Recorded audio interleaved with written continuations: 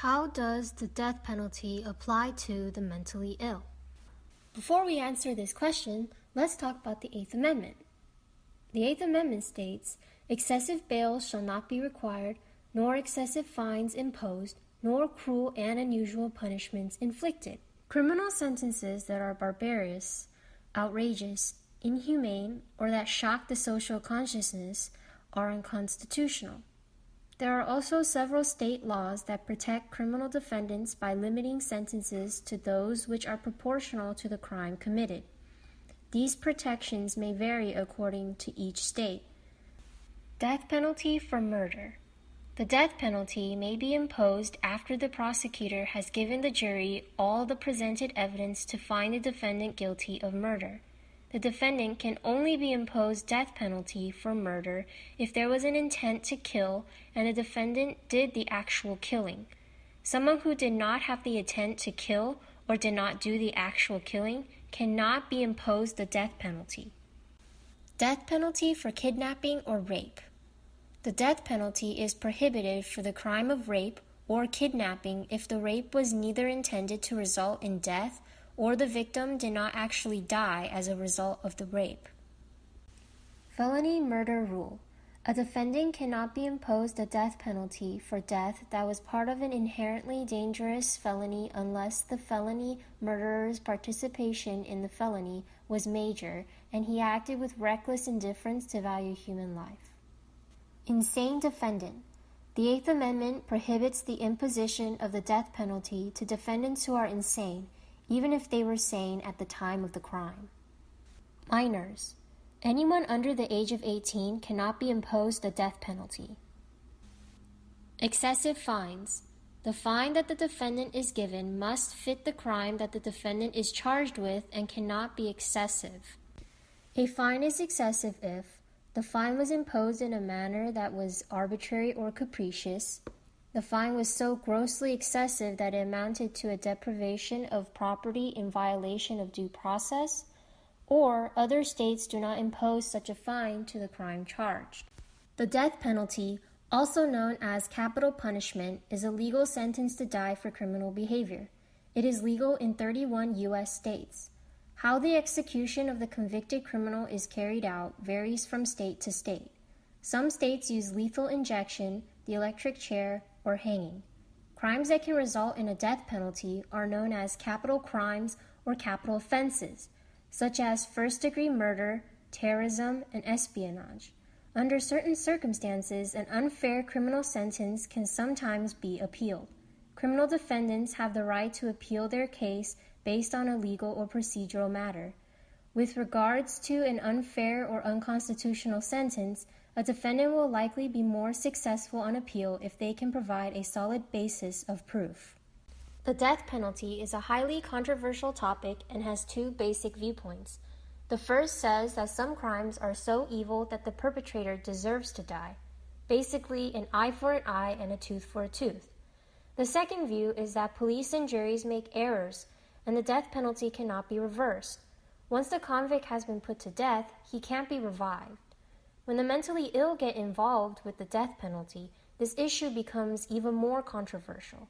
The defendant's state of mind is often an issue in death penalty cases because the defendant's mental health affects his or her culpability for the crime, ability to assist counsel, and ability to understand the connection between the crime and the punishment imposed. These are all important considerations in ensuring that the defendant receives a fair trial and determining the appropriate punishment. Different mental disorders can affect a defendant's case in different ways. The legal system separates three types of mental disorders: intellectual disability, mental illness, and insanity.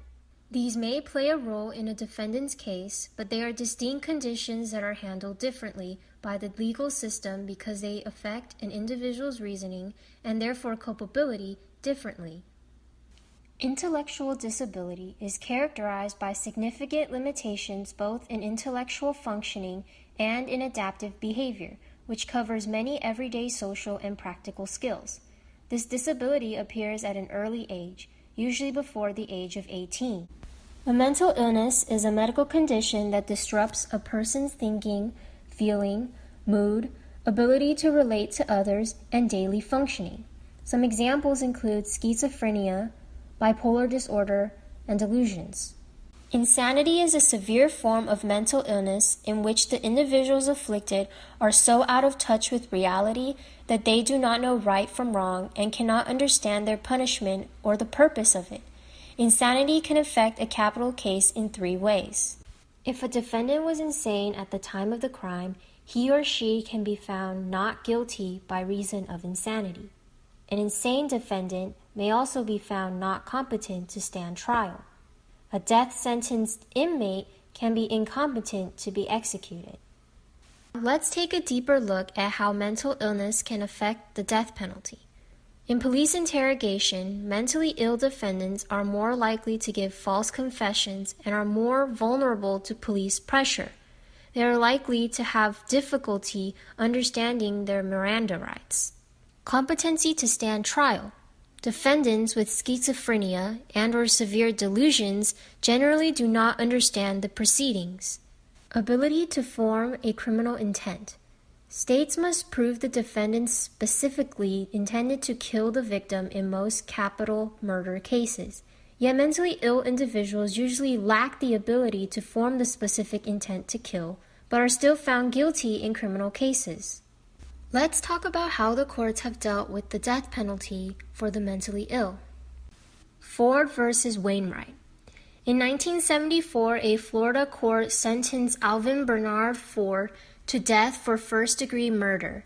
At the time of the murder, trial, and sentencing phase, there was no indication that Ford was suffering from any mental deficiencies.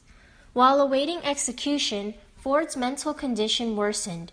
His competency was assessed in accordance with Florida procedures.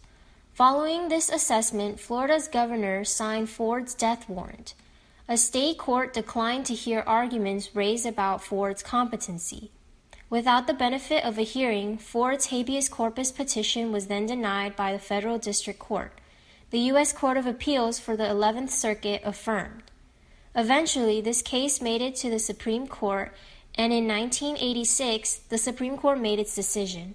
It prohibited states from executing those who do not understand the reality of or reason for their punishment and made the execution of insane persons unconstitutional.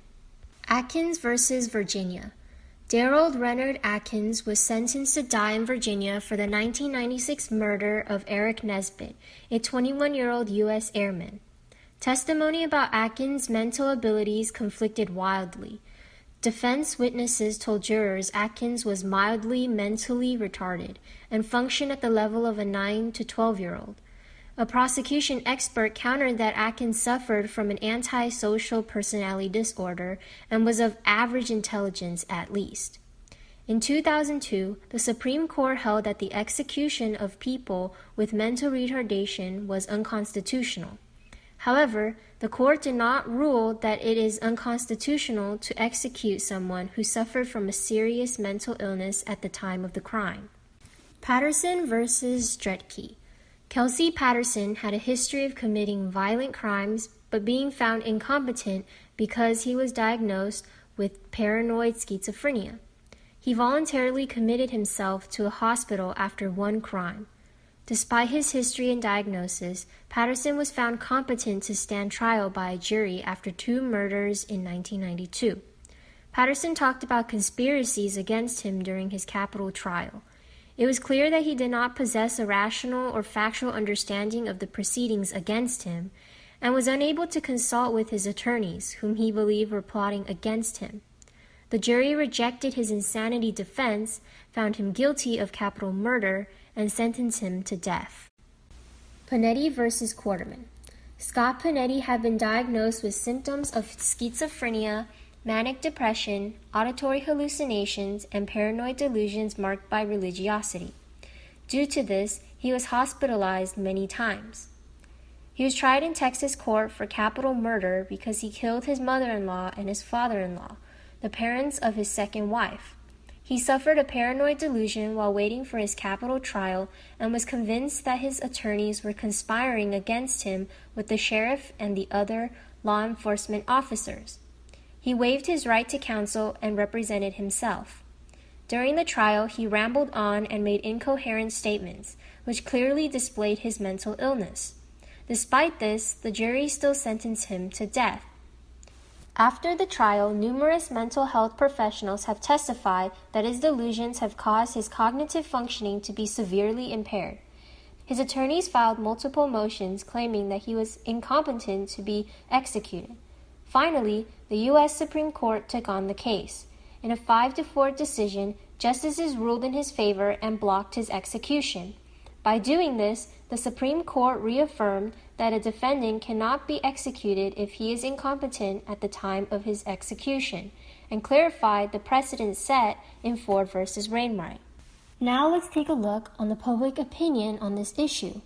Based on a nationwide poll conducted by the Public Policy Research in November 2014, Americans did not favor using the death penalty on mentally ill individuals by 2-1 margin. This sentiment was present across both genders, all political affiliations, and all geographic regions. 62% of Democrats, 59% of Republicans, and 51% of independents all opposed this practice.